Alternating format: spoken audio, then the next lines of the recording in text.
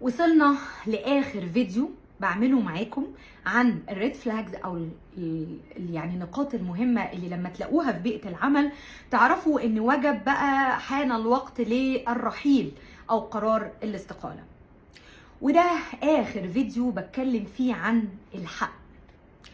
بعد ما اكتملت عندك الريد فلاجز، وعلى فكره الريد فلاجز اللي انا قلتها دي طبعا يعني هي مش لازم طبعا اساسي تلاقوها في اي شركه مثلا مش كويسه، ممكن تلاقي حاجه منها، ممكن تلاقوا حاجات اكتر، يعني اي حاجه مش لازم هي نفسها يعني.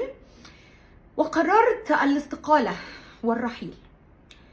وقتها انت لازم هترجع لحقوقك والبنود اللي مكتوبه في العقد اللي انا ناقشتها معاكم في اول فيديو خالص، لما قلت لكم لازم تراجعوا بنود العقد كويس قوي وتعرفوا حقوقكم كويس قوي، عشان ما تمروش بالتجربه اللي انا مريت فيها، ان انت تلاقي نفسك افنيت سنين من عمرك كتير قوي في مكان اديته من وقتك ومجهودك وخبرتك ودعمك وكل حاجه، وفي الاخر لما قررت تمشي اتقالك مع السلامه، سوري، اصل سياسه الشركه بتاعتنا ما فيهاش مكافاه نهايه الخدمه وما فيهاش اي حاجه.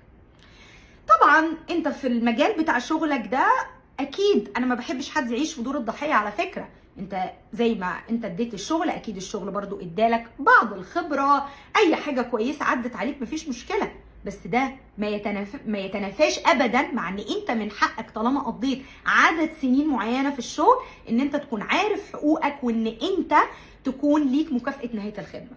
ولكن هنرجع بقى لاصل الفيديو الاولاني اللي انا ناقشته معاك وقلت لك ايه، لما الشركه تبقى هوا، مفيش تامينات اجتماعيه، مفيش تامين صحي، مفيش سياسه واضحه، مفيش اي حاجه ماشيه بمزاجها كده، فطبيعي جدا هيتقال لك شكرا مالكش حاجه عندنا، ووقتها للاسف مش هتاخد حقوقك.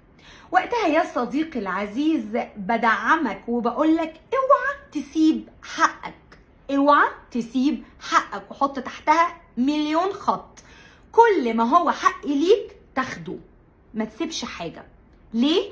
اوعى بقى تدخل في حته ايه، هنصون العيش والملح، لا خلاص حقي عند ربنا. طبعا عند حقك عند ربنا وربنا قادر يردهولك، بس طالما انت موجود في الحياه يبقى تاخد حقك. ليه؟ علشان انت ما تبقاش ضعيف، انت قوي، قوي باللي اديته في مجال شغلك دوت، قوي بشهاده زمايلك وبشهاده الناس كلها، قوي لان انت كنت وانت بتشتغل بتتقي ربنا، فبالتالي ما تتكسفش ان انت تاخد حقك، عشان اللي قدامك ما اتكسفش انه ياكل عليه حقك، يبقى انت كمان تاخد حقك بكل ما اوتيت من قوه، وما تترددش لحظه اي حاجه انت شايفها صح تتعمل. مهم جدا كمان في اللقطه ديت تحترم مشاعرك وتحترم حزنك وخذلانك، لان بقى بضحك عليك قوي لو قلت بقى بس بقى انت قوي ولا هيفرق معاك. لا، هيفرق معانا وبيفرق معانا كويس قوي، بيفرق معانا كتير، بيفرق معانا العشره، بيفرق معانا التعب، بيفرق معانا المجهود، الاخلاص، حاجات كتير قوي بتفرق معاك. فلو سمحت اسمح لمشاعرك ديت ان هي تعدي، احزن، تقبل الحزن، اعمل اشعر بكل المشاعر اللي انت محتاج ان انت تشعر بيها، ولكن فكر بعقلانيه ازاي تاخد حقك.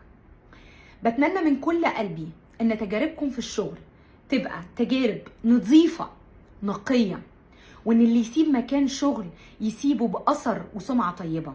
وخليك حاطط في دماغك حاجه مهمه قوي قوي قوي قوي، والله العظيم الانسان سيره، وانت هتعرف كده كويس قوي لما تيجي مثلا تتكلم عن مديرك ده وتشوف سيرته عامله ازاي، وتشوف لما بتذكر اسمه ايه الكلام اللي بيتقال عنه. فخد بالك وانت ماشي في طريقك كله وفي حياتك كلها سواء شغل او غير شغل، انت عايز لما اسمك يتذكر يتقال بعده ايه؟ يتقال بعده ده انسان منافق وكذاب وضلالي، ولا يتقال عنه فيك الخير، كان بني ادم اصيل ومحترم. اتمنى ان الفيديوهات تكون فادتكم، وبتمنى من كل قلبي ان ربنا يرزقكم الخير والصلاح، ودايما ادعوا ان ربنا ينور بصيرتكم للحق ويبعد عنكم الظلم. اشوفكم على الف خير.